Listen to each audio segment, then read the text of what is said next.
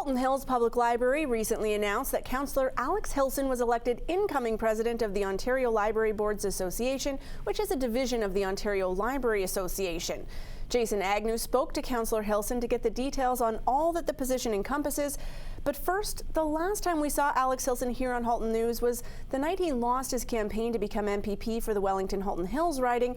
So now that we're a few weeks removed, Jason started by getting Alex's overall reflections on the campaign experience.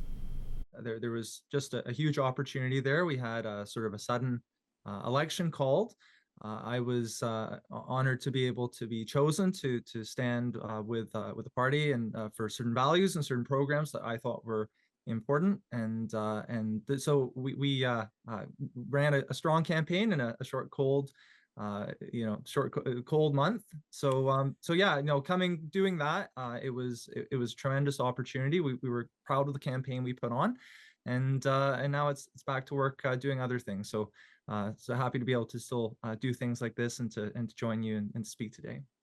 All right, well, you are settling back in, and let's talk about the reason why you're here today. You were successfully elected as the incoming president of the Ontario Library Boards Association.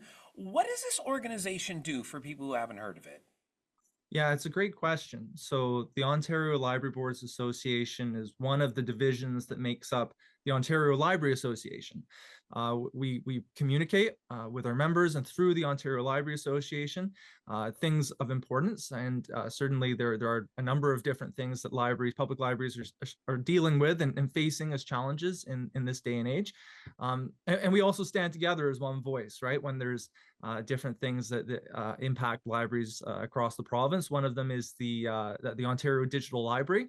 That's something that the Ontario Library Association has been advocating for. That's sort of a central place that the province could put together so that it could bring down libraries' costs as far as getting materials. Libraries actually have to continue replenishing their materials year over year to stay relevant. So with that, the province, we're hoping the province will step in there and create sort of this central location where libraries could get digitally different materials, and that would make it more affordable, particularly for smaller systems. So lots of good work, and certainly an honor to be elected to this position.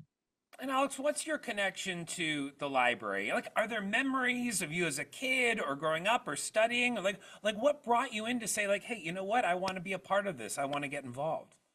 Yeah, it's a great question. And when I was elected to town council, there's the mayor ultimately is responsible for appointing councillors to whichever committee and board, and one of those is the library board.